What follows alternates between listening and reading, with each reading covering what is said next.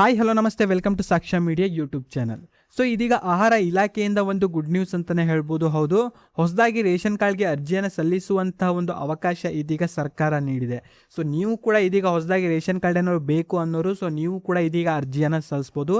ಇನ್ನು ಯಾವ ರೀತಿ ಅರ್ಜಿಯನ್ನು ಸಲ್ಲಿಸೋದು ಆ್ಯಂಡ್ ಅರ್ಜಿಯನ್ನು ಸಲ್ಲಿಸಲಿಕ್ಕೆ ಇರಬೇಕಾಗಿರುವಂತಹ ಒಂದು ಅರ್ಹತೆಗಳು ಏನೇನು ಆ್ಯಂಡ್ ಅರ್ಜಿಯನ್ನು ಸಲ್ಲಿಸಲು ಬೇಕಾಗಿರುವಂತಹ ಒಂದು ದಾಖಲೆಗಳು ಏನೇನು ಅಂತ ಕಂಪ್ಲೀಟ್ ಆಗಿರುವಂತಹ ಒಂದು ಮಾಹಿತಿನ ಈ ಒಂದು ವಿಡಿಯೋದಲ್ಲಿ ತಿಳಿಸ್ಕೊಡ್ತೀನಿ. ಸೊ ನೀವು ಕೂಡ ಈ ಒಂದು ವಿಡಿಯೋನ ನೋಡಿಬಿಟ್ಟು ಸೊ ನೀವು ಕೂಡ ಇಲ್ಲಿ ಅರ್ಜಿಯನ್ನು ಸಲ್ಲಿಸ್ಬೋದು. ಸೊ ಈ ಒಂದು ವಿಡಿಯೋದಲ್ಲಿ ಕಂಪ್ಲೀಟ್ ಆಗಿರುವಂಥ ಒಂದು ಕ್ಲಾರಿಟಿನ ನಿಮಗೆ ತಿಳಿಸ್ಕೊಡ್ತಾ ಇದ್ದೀನಿ.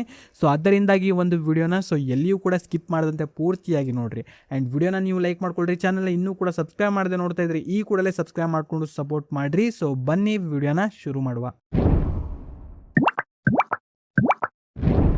ಹೌದು, ಇವಾಗ ರಾಜ್ಯ ಸರ್ಕಾರ ಬಂದ್ಬಿಟ್ಟು ಇದೀಗ ಹೊಸದಾಗಿ ರೇಷನ್ ಕಾರ್ಡ್ಗೆ ಅರ್ಜಿಯನ್ನು ಸಲ್ಲಿಸುವಂತಹ ಒಂದು ಅವಕಾಶ ಇದೀಗ ನೀಡಿದ್ದಾರೆ.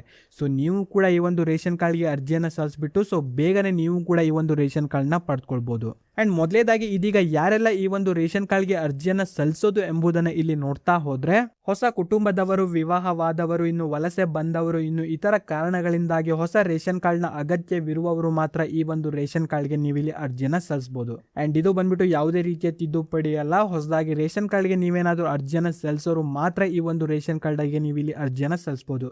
ಇನ್ನು ಹೊಸದಾಗಿ ರೇಷನ್ ಕಾರ್ಡ್ಗೆ ಅರ್ಜಿಯನ್ನು ಸಲ್ಲಿಸಲು ಬೇಕಾಗಿರುವಂತಹ ಒಂದೊಂದು ಅರ್ಹತೆಗಳು ಏನೇನು ಎಂಬುದನ್ನು ಇಲ್ಲಿ ನೋಡ್ತಾ ಹೋದ್ರೆ, ಕರ್ನಾಟಕ ರಾಜ್ಯದ ಕಾಯಂ ನಿವಾಸಿಗಳಾಗಿರಬೇಕು. ಇನ್ನು ಸರ್ಕಾರ ನಿಯಮಗಳಂತೆ ಕುಟುಂಬದ ಆದಾಯ ಮಿತಿಯ ಒಳಗಿರಬೇಕು. ಇನ್ನು ಯಾವುದೇ ಒಂದು ಕುಟುಂಬದಿಂದ ಒಂದು ರೇಷನ್ ಕಾರ್ಡ್ಗೆ ಮಾತ್ರ ಇಲ್ಲಿ ನೀವು ಅರ್ಜಿಯನ್ನು ಸಲ್ಲಿಸಬಹುದು. ಇನ್ನು ರೇಷನ್ ಕಾರ್ಡ್ ಇಲ್ಲದವರು ಕೂಡ ಈ ಒಂದು ರೇಷನ್ ಕಾರ್ಡ್ಗೆ ಅರ್ಜಿಯನ್ನು ನೀವು ಕೂಡ ಇಲ್ಲಿ ಸಲ್ಲಿಸಬಹುದು. ಇನ್ನು ಅರ್ಜಿಯನ್ನು ಸಲ್ಲಿಸಲಿಕ್ಕೆ ಬೇಕಾಗಿರುವಂತಹ ಒಂದೊಂದು ದಾಖಲೆಗಳು ಏನೇನು ಎಂಬುದನ್ನು ಇಲ್ಲಿ ನೋಡ್ತಾ ಹೋದ್ರೆ, ಕುಟುಂಬದ ಎಲ್ಲಾ ಸದಸ್ಯರ ಒಂದು ಆಧಾರ್ ಕಾರ್ಡ್ ಇಲ್ಲಿ ಬೇಕಾಗತ್ತೆ. ಅಂಡ್ ಅದರ ಜೊತೆಗೆ ಒಂದು ಪಾಸ್ಪೋರ್ಟ್ ಗಾತ್ರದ ಒಂದು ಫೋಟೋ ಕೂಡ ಬೇಕು.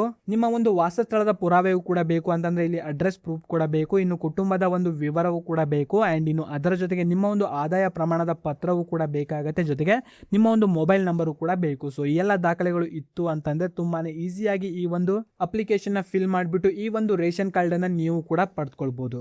ಈ ಒಂದು ಅರ್ಜಿಯನ್ನು ಸಲ್ಲಿಸುವಂತಹ ಒಂದು ಕೊನೆಯ ದಿನಾಂಕ ಬಂದ್ಬಿಟ್ಟು ಜುಲೈ 31 ಆಗಿರುತ್ತೆ. ಸೊ ಅದರ ಒಳಗಾಗಿ ನೀವು ಇಲ್ಲಿ ಅರ್ಜಿಯನ್ನು ಸಲ್ಲಿಸಬೇಕು. ಆ್ಯಂಡ್ ಅದಾದ ನಂತರ ಯಾವುದೇ ರೀತಿಯ ಅರ್ಜಿಗಳನ್ನು ಇಲ್ಲಿ ಸ್ವೀಕರಿಸುವುದಿಲ್ಲ.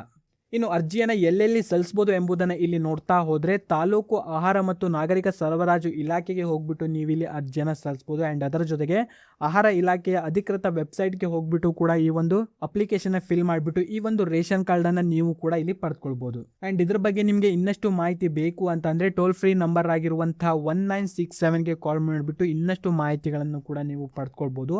ಆ್ಯಂಡ್ ಅದರ ಜೊತೆಗೆ ನಿಮಗೆ ಲಿಂಕ್ ಅನ್ನ ಒಂದು ಡಿಸ್ಕ್ರಿಪ್ಷನ್ ಕೊಟ್ಟಿರ್ತೀನಿ. ಆ ಒಂದು ಲಿಂಕ್ ಮೇಲೆ ಕ್ಲಿಕ್ ಅನ್ನ ಮಾಡ್ಕೊಂಡ್ರೆ ಕಂಪ್ಲೀಟ್ ಆಗಿರುವಂತಹ ಒಂದು ಮಾಹಿತಿಯು ಕೂಡ ಸಿಗುತ್ತೆ. ಅಲ್ಲಿ ನೀವು ಕರೆಕ್ಟ್ ಆಗಿ ನೋಡ್ಬಿಟ್ಟು ಈ ಒಂದು ಹೊಸ ರೇಷನ್ ಕಾರ್ಡ್ಗೆ ನೀವು ಕೂಡ ಅರ್ಜಿಯನ್ನು ಸಲ್ಲಿಸ್ಬಿಟ್ಟು ಈ ಒಂದು ರೇಷನ್ ಕಾರ್ಡ್ ಅನ್ನು ನೀವು ಕೂಡ ಪಡ್ಕೊಳ್ಬಹುದು. ಸೊ ಇದಾಗಿತ್ತು ಈ ಒಂದು ವಿಡಿಯೋದಲ್ಲಿ ಇದ್ದಂತ ಕೆಲವೊಂದು ಮಾಹಿತಿ. ಸೊ ವಿಡಿಯೋ ಇಷ್ಟ ಆಗಿದ್ರೆ ವಿಡಿಯೋನ ನೀವು ಲೈಕ್ ಮಾಡ್ಕೊಳ್ರಿ. ಸೊ ಚಾನಲ್ನ ಇನ್ನೂ ಕೂಡ ಸಬ್ಸ್ಕ್ರೈಬ್ ಮಾಡದೆ ನೋಡ್ತಿದ್ರೆ ಈ ಕೂಡಲೇ ಸಬ್ಸ್ಕ್ರೈಬ್ ಮಾಡ್ಕೊಂಡು ಸಪೋರ್ಟ್ ಮಾಡ್ರಿ. ಆ್ಯಂಡ್ ಈ ಒಂದು ವಿಡಿಯೋವನ್ನು ನೀವು ನೋಡಿದ್ದಕ್ಕೆ ಧನ್ಯವಾದಗಳು.